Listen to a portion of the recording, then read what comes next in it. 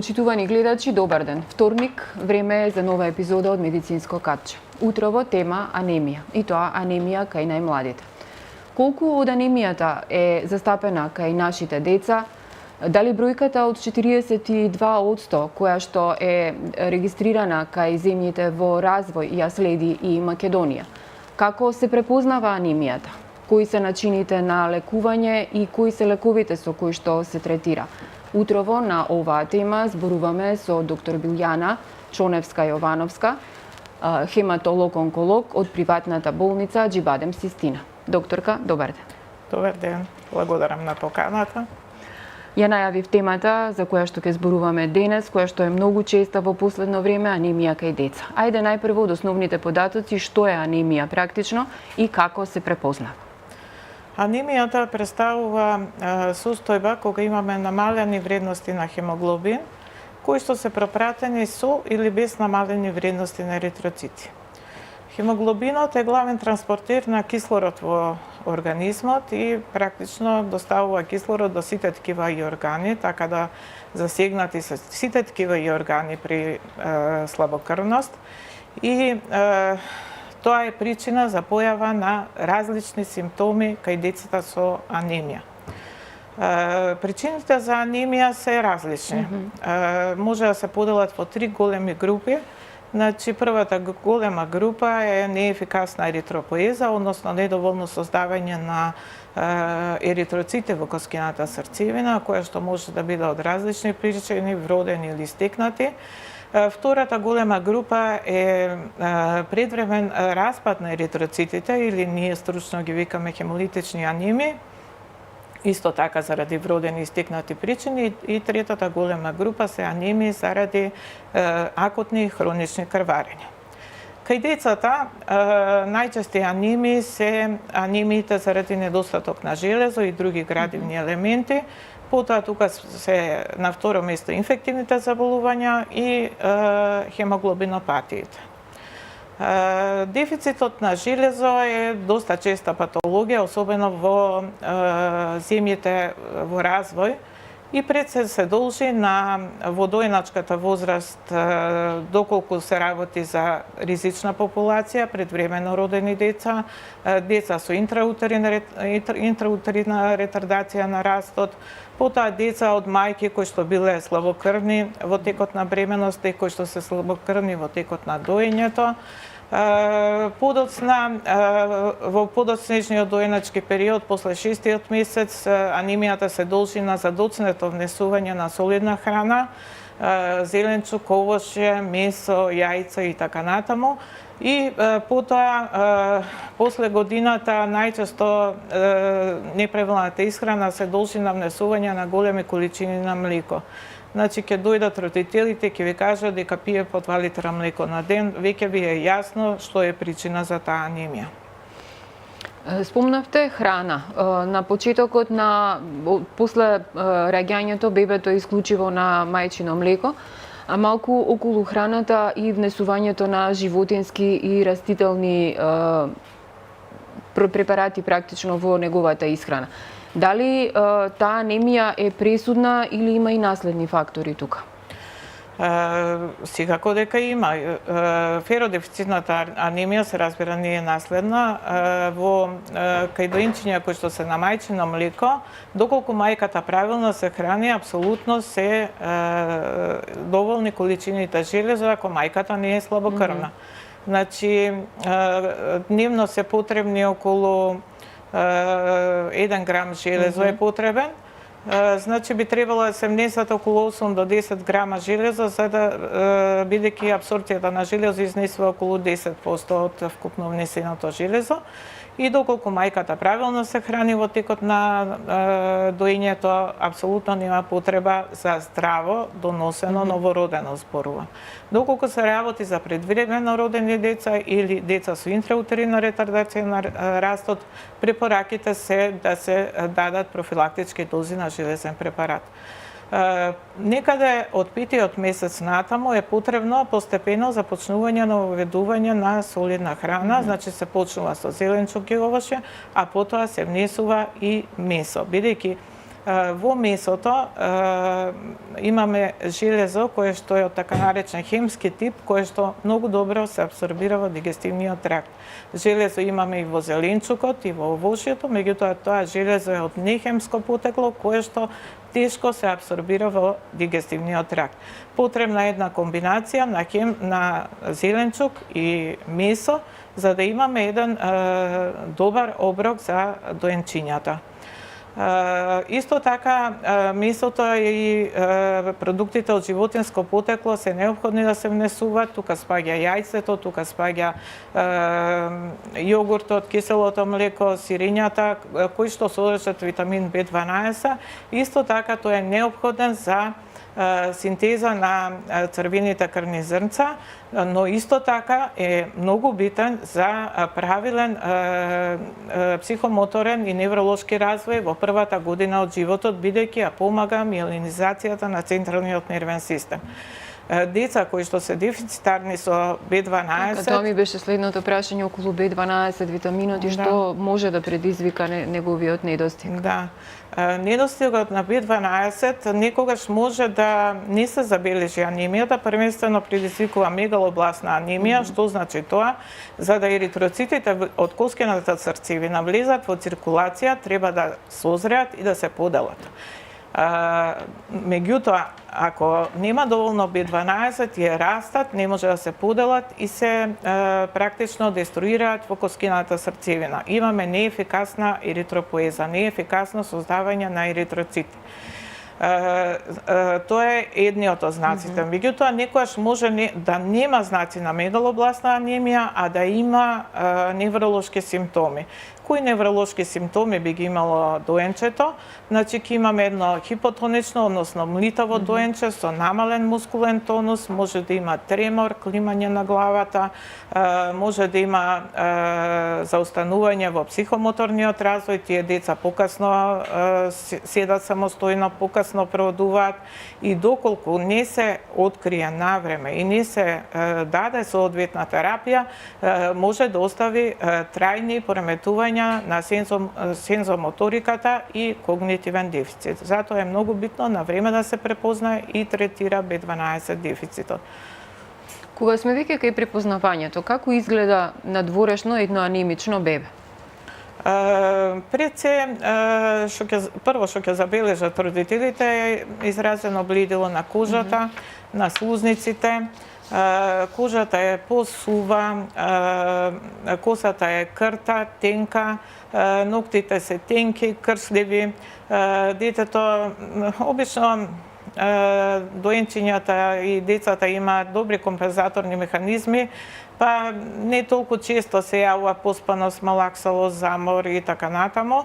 Во поизразени случаи на анемија може да се јави и забрзано дишење, забрзано чукање на срцето, главоболки, вртоглавици. Кај школските деца може да се забележи недостаток на концентрација, поспаност, послаби постигнувања во училиштето, а потоа во пубертетот кај девојчињата може да дојде до изостанување на менструалните циклуси. Откако веќе ќе утврдиме анемија, ајде најпрво за тоа како се утврдува крвната слика, обичната крвна слика, дали е доволна и на колку време треба да се прави, без разлика дали детето има симптоми или не? Сега видете, препорачани се скрининг на крвна слика кај ризична популација. Веќе кажав која е ризична популација, значи предвремено родени деца со интраутерина ретардација на раст, деца со фамилиарна анамнеза за некаква анемија и така натаму. Диагнозата се поставува со крвна слика. Значи, во крвната слика има повеќе параметри кои што, освен хемоглобинот и еритроцитите, може да не упатат за каков вид на анемија се работи. Значи, има волумен на еритроците, содржина на хемоглобин во еден еритроцит, вкупна содржина на хемоглобин во еритроцитите, имаме пософистицирани апарати кои што одредуваат и број на ретикулоцити и тие ни се многу битни тоа се млади еритроцити кои што ни покажуваат колку е функционална коскената срцевина и дали е стимулирана. Да речеме, ако имаме распад на еритроцитите, тие ќе бидат многу високи бидејќи е стимулирана коскената срцевина и тоа ни е индиректен доказ дека коскената срцевина функционира. Кај B12 дефицитот ќе биде низок бројот на ретикулоцити зашто имаме неефикасна функција на коскената срцевина. Друга диагностичка метода, многу едноставна, меѓутоа многу неопходна и ефикасна е крвната размазка. Практично од капка крв се размачкува, се прави размазка на стакленце, се бои и се гледа под микроскоп и многу ни помага да се ориентираме за типот на анемија.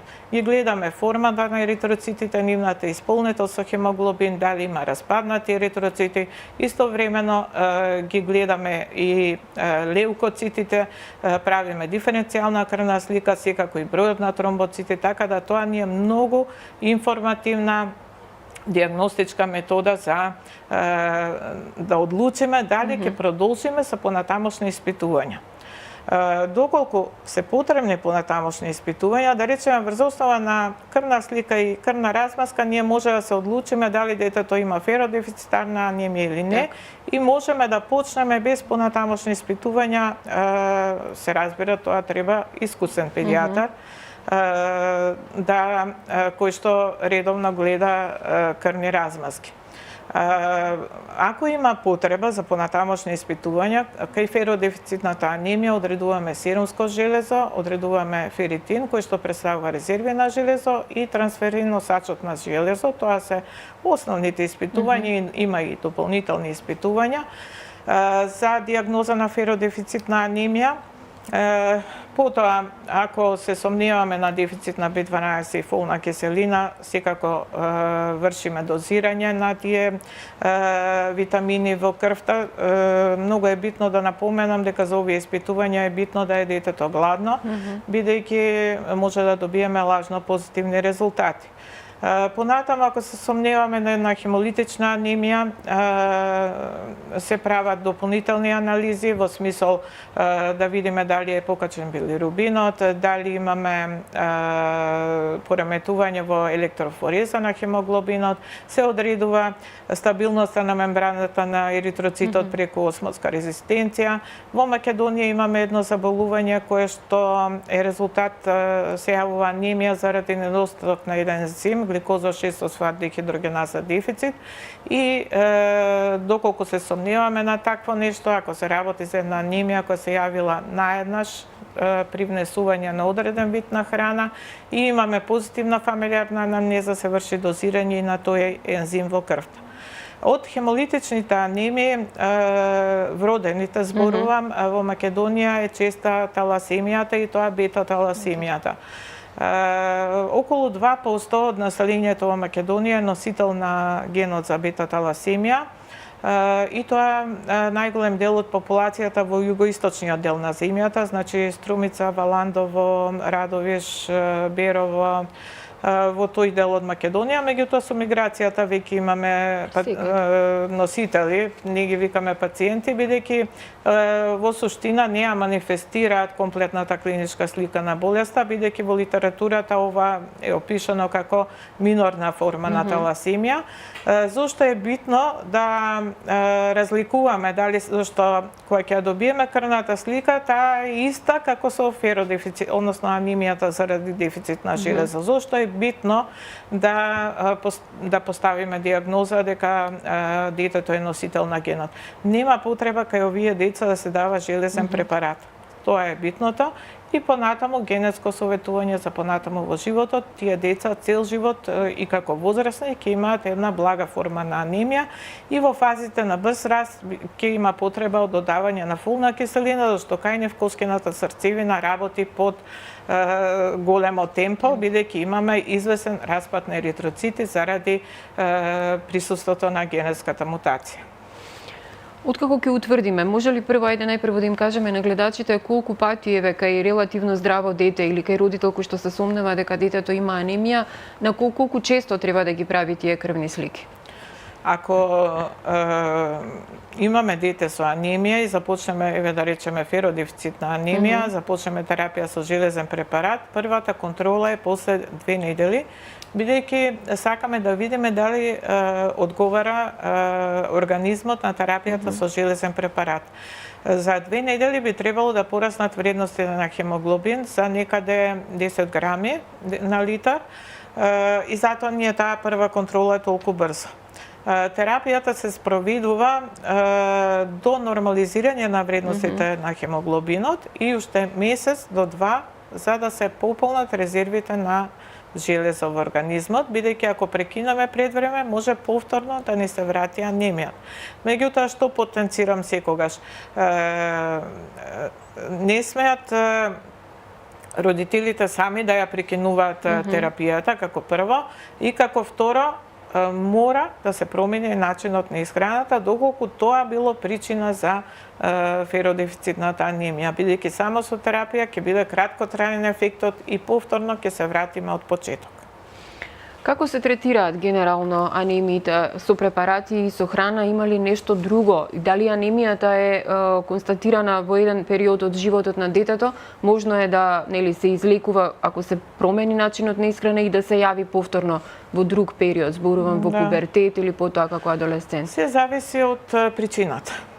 Ако е причината неправилната исхрана, со третман со железен препарат 3 до 5 мг на килограм телесна тежина, со додаток на витамин С, бидејќи витамин С ја подобрува апсорбцијата на железо, или една чаша сок од портокал пред да се консумира железниот препарат, за 3 до 4 месеци ќе имаме корекција на анемијата и не би требало никогаш да се повтори во животот доколку нема некоја друга причина. Да речеме во пубертет кај девојчиња може да се јават обилни менструални циклуси, па тоа да биде причина за анемија.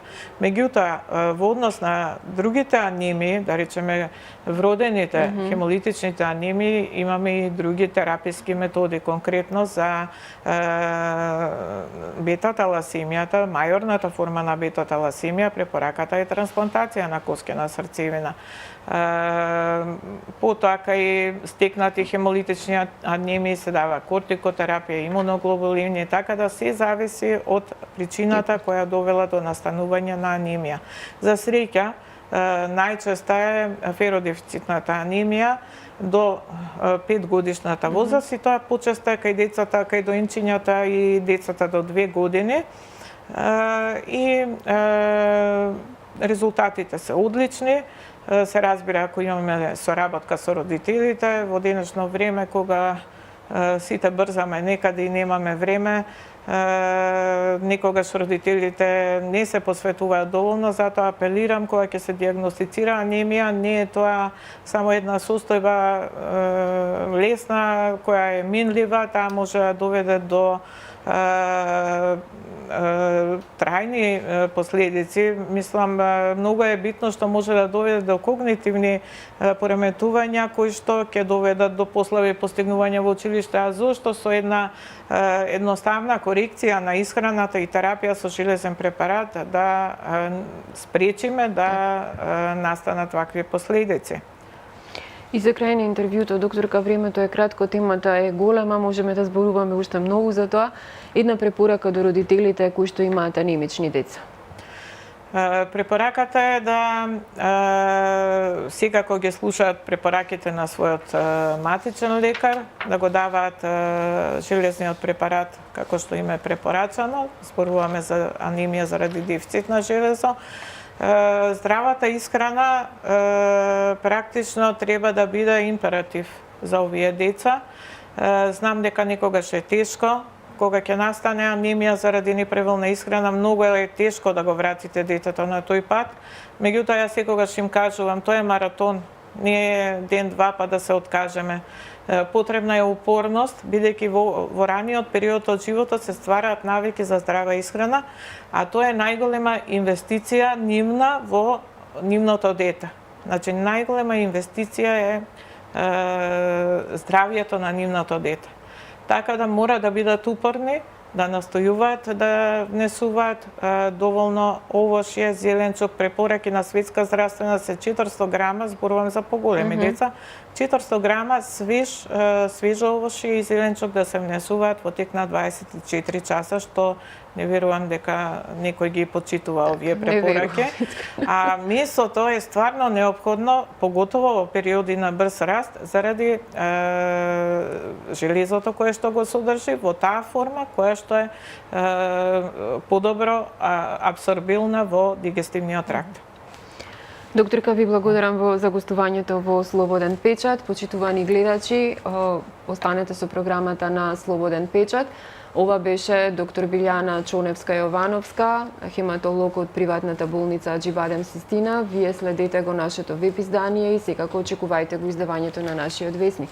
Ви благодарам за вниманието.